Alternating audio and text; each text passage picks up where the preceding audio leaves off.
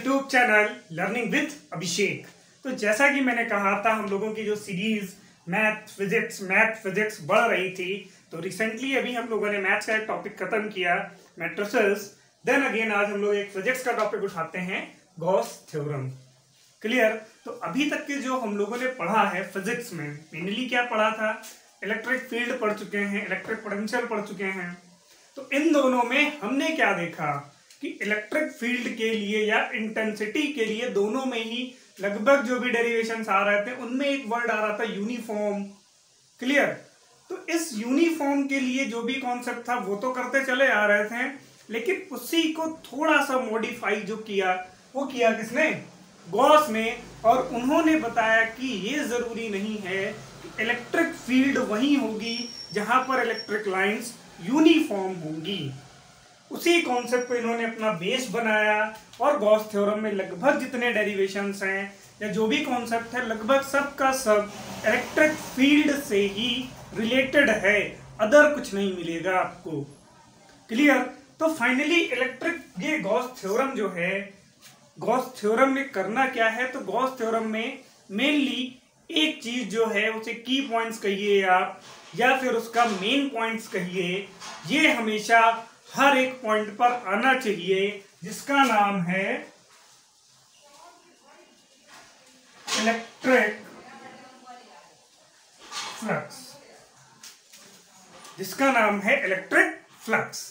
तो इलेक्ट्रिक तो समझ में आया, इलेक्ट्रिक से ही अभी इतने दिन से पढ़ते आ रहे हैं, इलेक्ट्रिक तो समझ में आती है कि भैया इलेक्ट्रिक के लिए क्यू होना चाहिए, आई होना चाहिए, चार्ज एंड करंट। अब बात आ जाती है, एक नया वर्ड आ गया, फ्लक्स। तो ये फ्लक्स का कॉन्सेप्ट क्या है? पहले हम लोग फ्लक्स को अगर समझ गए इस चैप्टर में, आज का मैं वीडियो भी उतने तक ही रखूंगा कि जिसमें मेनली हम लोग को एक कॉन्सेप्ट फ्लक्स समझ में आ गया, तो पूरे के पूरे चैप्टर में कहीं दिक्कत नहीं आएगी। ठीक है? तो फाइनली क्या करना है, फ्लक्स को कैसे समझते हैं? तो देखो, फ्लक्स को समझते कैसे हैं। सपोज कर लेते हैं हम लोग कोई एक नदी ले लेते हैं या छोटी सी नदी ले लेते हैं, जिसमें क्या करते हैं, पानी को फ्लो कराते हैं।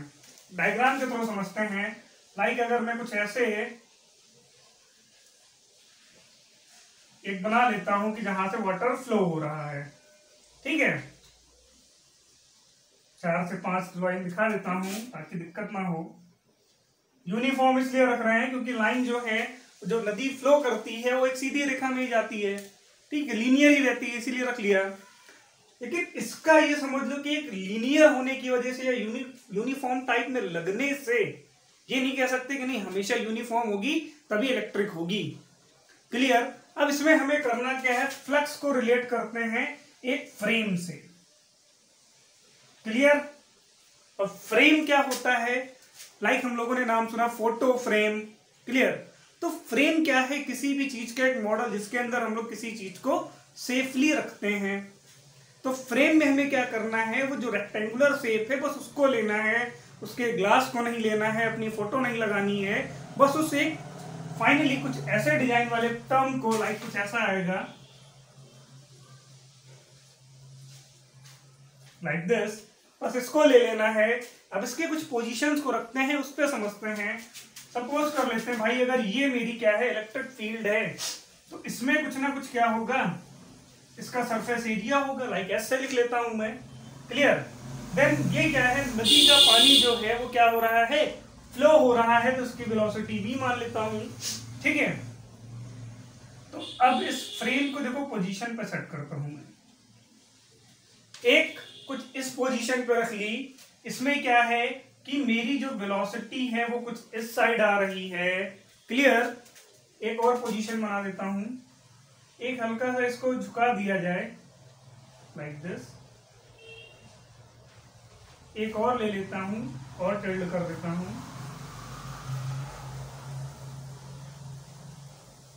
बस ये 3 पोजीशन लेते हैं, इन्हीं 3 पोजीशन से अपना कॉन्सेप्ट हम लोग क्लियर करते हैं। तो फाइनली हमें करना क्या होता है, इसमें से केवल और केवल 2 ही चीजें मेनली देखनी है। एक इसका सरफेस एरिया कितना है और उसकी वेलोसिटी का एंगल। ठीक? अभी फॉर्मूला तो मैं बता दूंगा, आपने पहले भी पढ़ रखा होगा कि भाई डिनोटेड बाई फाई से इसको डिनोट करते हैं। फाई इज इक्वल टू होता है ई ए कॉस थीटा लेकिन इससे मुझे फ्लक्स का कॉन्सेप्ट नहीं समझ में आया। तो फ्लक्स का कॉन्सेप्ट समझने के लिए बस अभी इतना समझते हैं कि मेरे पास यहाँ पर अगर मैं एक ये नदी का एग्जाम्पल लेता हूं तो मेरे पास वेलोसिटी है और सरफेस एरिया है, मतलब ये कह सकते हैं केवल और केवल एरिया है इसका। तो उस सिचुएशन पे अगर देखें तो लाइक ये कुछ देखो ऐसी पट्टी बनी हुई है ऐसे, और ये क्या है, पानी इससे क्या होगा, स्ट्राइक करेगा। क्लियर, पानी इससे स्ट्राइक करेगा तो पानी की डायरेक्शन कुछ ऐसे होगी और मेरा जो फ्रेम है कुछ स्ट्रेट रखा है। तो लाइक अगर ऐसे देखा जाए तो इन पर एंगल कितना आएगा भाई, मेरी क्या है वेलोसिटी दिस साइड है, सरफेस एरिया मेरा फ्रेम कैसा स्ट्रेट रखा हुआ है लाइक दिस। तो अगर इन दोनों के बीच में एंगल देखें तो वो कितना आएगा 90 डिग्री। अब मैं क्या करता हूं, इसको हल्का सा झुका देता हूं, टिल्ड कर देता हूं। लाइक कैसे, पानी इधर जा रहा है, अब मैंने फ्रेम को भी उसकी की डायरेक्शन में कर लिया, मतलब ये V हो गया, ये S हो गया। अब अगर इनकी डायरेक्शन ऐसी है तो ये क्या होंगे, पैरेलल होंगे एक दूसरे के। कौन कौन, वेलोसिटी और वो फ्रेम। क्लियर। नेक्स्ट क्या करता हूं, इसी फ्रेम को मैं किसी एंगल पर झुका देता हूं। लाइक क्या है, इस बार वेलोसिटी तो चलो यही हो गई, लेकिन इस बार जो एंगल है वो कुछ यहाँ पे थीटा आ गया, हल्का सा झुकाया मैंने, देखो इस साइड जब झुका दिया तो यहाँ पर एंगल आ गया। तो इसी के केस पर यहाँ पर इसकी कंडीशन बन जाएगी। तो कहने का मतलब इतना है, फ्लक्स होता क्या है, तो हम लोग क्या करते हैं, फ्रेम से जो भी इलेक्ट्रिक, अभी तो इलेक्ट्रिक की बात नहीं करते हैं, जो भी वाटर फ्लो हो, बट कितना, अब कोई चीज फ्लो हो रही है तो फ्लो होने में क्या लगता है, टाइम लगता है। तो पर सेकंड उसके अंदर से फ्लो होने वाली वाटर जो भी होगा वो उसके फ्लक्स को डिफाइन करेगा। पर सेकंड जो भी वाटर उस फ्रेम से पास होगा वो उसके फ्लक्स को बताता है। तो फ्लक्स की डेफिनेशन भी कुछ इसी तरह आती है। फिलहाल इलेक्ट्रिक अभी नहीं, पहले फ्लक्स का कॉन्सेप्ट अगर हमने क्लियर कर लिया तो फिर आगे दिक्कत नहीं आएगी। यहां पर देख रहे हैं, अभी फॉर्मूला तो मैं बता दूंगा, फाइनली आता है cos थीटा। ठीक, cos क्यों आता वो भी अभी बताते हैं। अकॉर्डिंग टू cos थीटा, तो यहां पर अगर क्या करेंगे, बस यही तीन कंडीशन बना लेंगे। अगर cos थीटा 90 होगा तो 0, मतलब वाटर जो फ्लो होगा वो कितना, 0। अगर ये नहीं समझ में आता तो और समझते हैं। लाइक इधर से वाटर फ्लो हो रहा है, ऐसे मैंने बना दिया, ये वाटर फ्लो हो रहा है, तो इससे क्या कर रहा है, स्ट्राइक कर रहा है, तो क्या इसके अंदर से पास हो रहा है। इस सिचुएशन पे जब मैंने इसको स्ट्रेट रखा है, वेलोसिटी इस साइड है, तो क्या इस सिचुएशन में जरा सा भी वाटर इसके अंदर से पास होगा, तो नहीं पास होगा। वैसे भी समझ सकते हैं, इसीलिए फ्लो ऑफ वाटर यहाँ पे कितना होगा, 0 होगा। जब क्या करेंगे, इन दोनों को एक दूसरे के पैरेलल रख देंगे लाइक दिस। किसको किसको, वेलोसिटी को और एरिया को। अगर ये दोनों एक दूसरे के पैरेलल हो जाएंगे तो जितना पानी इस फ्रेम की क्या होगा, फ्रेम से एक स्मॉल पार्ट से नहीं जाएगा, ओवरऑल फ्रेम से जाएगा। तो यहाँ पर या तो cos theta is equal to लिख सकता हूँ 180 पॉसिबल है या 0 डिग्री पॉसिबल है। क्लियर, या तो 0 डिग्री होगा तब भी पॉसिबल है, 180 हो जाएगा तब भी पॉसिबल है। और थर्ड कंडीशन अगर cos थीटा की फिर ले ली जाए, मतलब कितना, किसी एंगल पर एंगल थीटा ले लेते हैं, इसी के केस पे हम लोग आगे बात करेंगे। क्लियर, चलो थोड़ा सा आगे देख लेते हैं, थोड़ा सा कॉन्सेप्ट लिख लेते हैं। तो फाइनली अभी तक अगर हमने फ्लक्स का कॉन्सेप्ट देख लिया, फ्लक्स होता क्या है, तो फ्लक्स के बाद ही हम लोग क्या देख सकते हैं, इलेक्ट्रिक। ठीक, मैंने अभी एक बात आप सबसे बोली कि यहाँ पर यूनिफॉर्म होना जरूरी नहीं है। अभी जो डेफिनेशन पढ़ी कि एक जो हम लोगों ने रेक्टेंगुलर फ्रेम को कंसीडर कर रखा है, उससे क्या है, एक स्मॉल पार्ट से पास होने वाले वाटर, पर सेकंड पास होने वाले वाटर, वही उसकी फ्लक्स को डिफाइन करता था। यहाँ पर भी सेम कंडीशन है। डेफिनेशन क्या होती है कि the electric flux is a measure of number of line force passing through the some surface held in electric field. Clear, क्या मतलब होता है कि मैंने क्या किया, एक पूरी की पूरी इलेक्ट्रिक फील्ड को कंसीडर कर लिया, उस पूरी इलेक्ट्रिक फील्ड से मैं नंबर ऑफ लाइंस नहीं पास करानी है, उसके कुछ पार्ट से। लाइक अगर इसका डायग्राम बनाते हैं, यूनिफॉर्म नहीं बनाऊंगा, लाइक दिस, कुछ मैं उल्टा सीधा कुछ भी बना लो, बस ये है कि इलेक्ट्रिक लाइन से तो बीच में कट मत मार देना कहीं पर। कुछ ऐसी मैंने लाइन ड्रॉ कर ली, यहाँ पर मैंने क्या कर लिया है, कोई अपना कंसीडर कर लिया कि यहाँ पर मैं क्या करता हूँ, एक ऑब्जेक्ट रख देता हूँ जिससे क्या होगी, इलेक्ट्रिक लाइन पास करेंगी। थोड़ा सा 3D शेप दे दिया जाए, क्लियर। अब यहाँ पर देखो मुझे क्या करना है, पूरे ऑब्जेक्ट से इलेक्ट्रिक को नहीं पास कराना है, कितने पार्ट से कराना है, तो छोटे से पार्ट से कराना है। लाइक ये कंसीडर कर लिया मैंने, इतने में से एक छोटा सा पार्ट ले लिया। इसमें क्या होगा, इसका कुछ अपना एरिया होगा, एरिया के लिए इसे ई से लिखेंगे। ये लाइंस क्या डिफाइन करेंगे, इलेक्ट्रिक को। और ये जो स्मार्ट पार्ट हम लोगों ने कंसीडर कर रखा है, इसकी जो थिकनेस है, अगर उसका एरिया देखा जाए तो वो क्या होगा, डी ए। किसी भी चीज में डी लग जाना या ट्राइंगल जैसे डेल्टा बन जाना, उसमें क्या बताता है कि छोटे छोटे पार्ट्स को लेना है, ओवरऑल होल पार्ट को नहीं लेना है, क्लियर। तो यहाँ पे कुछ इसका ऐसे फॉर्मूला आ जाएगा। इसका सिंबल क्या है, तो लिख सकते हैं डिनोटेड बाई, इससे ये बन गया हमारा फाई। किसमें पढ़ रहे हैं, इलेक्ट्रिक में ई। फाई तो देखो अभी ये मैग्नेट में भी पढ़ना है हमें, वहां पर यहाँ पे क्या हो जाएगा, magnetic field, magnetic flux. Electric के लिए तो यहाँ पे ई आ जाएगा, मैग्नेट के लिए ऐसे बी आ जाता है, बट वहां पे पढ़ेंगे तो ज्यादा क्लियर कर देंगे, क्लियर। तो कुछ ये इसका हो जाता है फार्मूला। अगर फार्मूला देखा जाए, इलेक्ट्रिक फ्लक्स देख लिया, इलेक्ट्रिक फ्लक्स का सिंबल देख लिया। अब एक छोटा सा डेरिवेशन है, डेरिवेशन क्या है, बस उसी चीज को तोड़ मड़ोड़ कर फिर लिख देना है। इलेक्ट्रिक फ्लक्स को मैंने बताया डिनोट करते हैं फाई ई से, और इसकी वैल्यू क्या होती है, तो अभी क्या लिखा है कि एक्चुअली ये होता है स्केलर प्रोडक्ट, किसका किसका, इलेक्ट्रिक फील्ड और जिससे ये पास हो रही है उसके एरिया के, उसको क्या डिफाइन कर सकते हैं। अगर ऐसा डिफाइन किया है हमने, तब क्या होगा कि उस होल एरिया से पास होने वाले सरफेस कितना होगा, तो उसके लिए इसको फिर लिखा electric flux phi E is equal to क्या होता है, तो फिर लिख सकते हैं यहाँ पर होल इंटीग्रेशन किसका, इसके एरिया का, ये इक्वल है इसके स्केलर प्रोडक्ट के मल्टीपल के। यही तो अभी हमने लिखा ऊपर, जो लैंग्वेज लिखा उसी को हमने क्या लिख दिया, मैथमेटिकली। अब इसको फिर क्या लिखेंगे आगे। अब भाई देखो सरफेस एरिया किसका फाइंड होगा, जो मुझे गिवन स्ट्रक्चर होगा। अब इलेक्ट्रिक फील्ड का तो नहीं पास होगा ना, तो इलेक्ट्रिक फील्ड को बाहर लिख लो, ठीक। ओवरऑल का निकालना है तो ओवरऑल के लिए समेशन ऑफ डीए कर सकते हैं।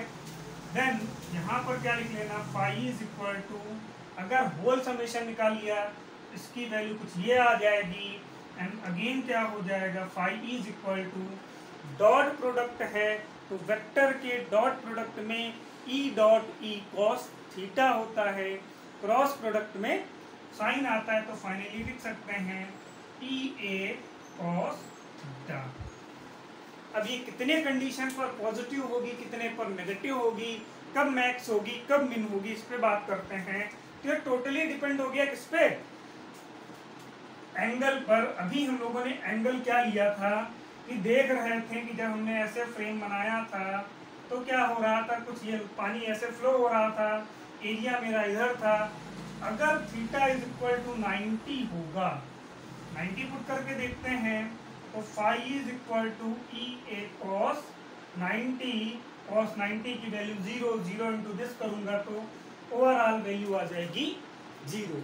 कह सकते हैं कि फ्लक्स हमारा अगर परपेंडिकुलर पास होगा तो उसकी वैल्यू क्या होगी, तब उसके लिए इलेक्ट्रिक फील्ड कह लें या इलेक्ट्रिक फ्लक्स कह लें, क्योंकि इलेक्ट्रिक फ्लक्स फाइंड की वो 0 होगी। फिर हम लोगों ने एक कंडीशन क्या ली थी कि जब ये एक दूसरे के पैरेलल हो जा रहे थे एक ही डायरेक्शन में, मतलब थीटा इज इक्वल टू कितना हो रहा था, 0 डिग्री, क्योंकि दोनों कैसे थे एक ही एंगल पर। तो यहाँ पर फिर वही phi is equal to E A cos 0, और कॉस 0 की कंडीशन के अकॉर्डिंग ये क्या हो जाएगा, कॉस 0 की वैल्यू 1 होती है, तो ई ए इंटू 1 मतलब क्या, ई ए, और यही इसकी मैक्स कंडीशन होती है, क्लियर। और थर्ड कंडीशन क्या हो सकती है, जब ये नेगेटिव होगी तो एंगल जब मोर देन 90 होगा, मतलब एक्यूट एंगल, गलत, ऑब्ट्यूस एंगल की कंडीशन पर ये नेगेटिव भी हो सकती है। तो यहाँ पर एक क्वेश्चन बनता है कि क्या इलेक्ट्रिक फील्ड या इलेक्ट्रिक फ्लक्स जो है वो पॉजिटिव, नेगेटिव और जीरो पॉसिबल है? तो सीधे सीधे कह देना हाँ भैया पॉसिबल है। किस कंडीशन पे?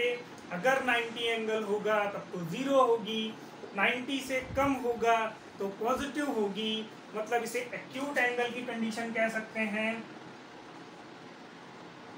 और अगर more than theta is equal to, अगर मोर देन 90 हुआ तो ये ऑब्ट्यूज एंगल की कंडीशन हो जाएगी, और ऑब्ट्यूज एंगल की कंडीशन पर इलेक्ट्रिक फ्लक्स नेगेटिव भी हो सकती है। इलेक्ट्रिक फ्लक्स को इतना पढ़ने का केवल एक रीजन है कि गॉस का जो बेस है वो इन्होंने फ्लक्स को ही रखा है। इसके जितने डेरिवेशंस करेंगे वहाँ पर फ्लक्स जरूर आएगा। एक वर्ड ये फ्लक्स आएगा, एक इलेक्ट्रिक फील्ड। तो इलेक्ट्रिक फील्ड का कॉन्सेप्ट पहले पढ़ लिया, फ्लक्स यहाँ पे पढ़ लिया, बेस मेरा मजबूत हो गया। अब मैं इसमें इमारत बनाऊंगा। मतलब इमारत का मतलब गॉस थ्योरम क्या है और उसके एप्लीकेशंस क्या हैं। गॉस थ्योरम के एप्लीकेशंस क्या हैं। तो अगर फाइनली कोई पूछे सॉलिड एंगल क्या है, सॉलिड एंगल का यूज केवल मुझे गॉस थ्योरम में लगेगा, इसीलिए उसको यहाँ पर पढ़ लेते हैं ताकि अगर मैं एक लाइन लिखूँ तो उसमें आपको दिक्कत ना आए। तो सॉलिड एंगल क्या होता है? तो जैसे क्या होता है सर्कल, ठीक, सर्कल होता है, सर्कल पर जो एंगल बनता है वो होता है प्लेन एंगल, ठीक। उसी के बेस पर सर्कल पे जो एंगल बनता है उसे लिख सकते हैं प्लेन एंगल। और सर्कल अगर पूछा जाए होता कैसे, तो 2D स्ट्रक्चर, इसीलिए इसकी अगर यूनिट पूछी जाए तो रेडियन आ जाती है। सेम काम अगर 3D स्ट्रक्चर पर हो जाए, मतलब स्फेरिकल सरफेस है मेरे पास, उस पर जो एंगल बनता है उसी एंगल को हम लोग कह देते हैं सॉलिड एंगल। और इसी के बेस पर इसकी जो यूनिट हो जाती है वो है steradian, denoted by small S and small R. इन दोनों को जोड़ के रख देना तो ये स्टेरेडियन हो जाएगा, ठीक। सॉलिड एंगल क्या है? तो स्फेरिकल पर जो एंगल बनेगा वो सॉलिड एंगल होगा। यूनिट क्या हो जाएगी उसकी? Steradian, denoted by omega. Omega is equal to A upon R square. Formula होता है इक्वेशन 1। अब ये कह दो कि इसका गॉस के थ्योरम पे क्या यूज होगा, तो गॉस की थ्योरम पे यूज करना है तो फिर वही कॉन्सेप्ट कि एक फ्रेम होना चाहिए, इलेक्ट्रिक फ्लक्स फ्रेम होना चाहिए। फ्रेम को क्या करना, किसी एंगल पर घुमा देना, झुका देना, टिल्ड कर देना है, तो उससे जो लाइन पास होगी वो इलेक्ट्रिक फ्लक्स होगी। सपोज कर लेता हूँ कुछ एक डायग्राम बना के,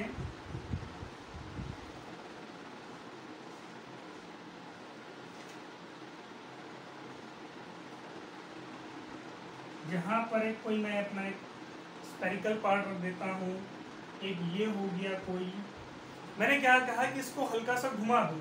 घुमाने का मतलब ये इसको हल्का सा कुछ इस पोजीशन पर ले आओ, क्लियर। तो जो ये इसका डायग्राम आएगा कि पहले ये कंडीशन थी, बाद में क्या किया मैंने, इसे घुमाकर किसी एंगल पर सेट कर दिया, मतलब डी ए कॉस थीटा पर, और ये हो जाएगा आर स्क्वायर, ठीक। क्या किया फिर वही कॉन्सेप्ट कि भैया एक कोई क्या करना है, स्फेरिकल को लेना है, उसे किसी एंगल पर झुका देना है, तो उससे जो लाइन पास होगी वो इलेक्ट्रिक फ्लक्स हो जाएंगी। तो उसके अकॉर्डिंग इसका एरिया क्या होगा, तो डी ए कॉस थीटा हो जाएगा। तो पहले क्या करना है, हमें छोटे से छोटे पार्ट्स के लिए निकाल लेना है। तो स्मॉल पार्ट के लिए लिखेंगे फॉर, अगर स्मॉल पार्ट के लिए लिखना है तो यहाँ पर हो जाएगा D omega is equal to D A upon R square. भाई एरिया तो स्मॉल हो सकता है ना, लेकिन रेडियस जो पहले सर्कल की थी वही, उसी को तो मैंने झुका दिया। तो जो इसका रेडियस है वो थोड़ी ना हमारा क्या होगा, रेडियस जो होगी वो थोड़ी नहीं चेंज होगी, इसीलिए वहां पर कभी नहीं यार डी लिखना।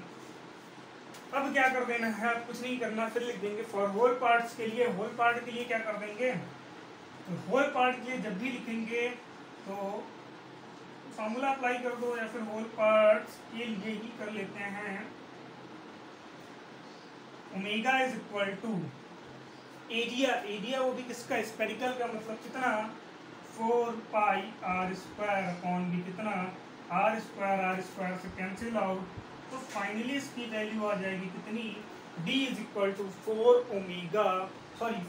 पाई, तो 4 पाई होगी क्या, स्टेरेडियन। क्लियर।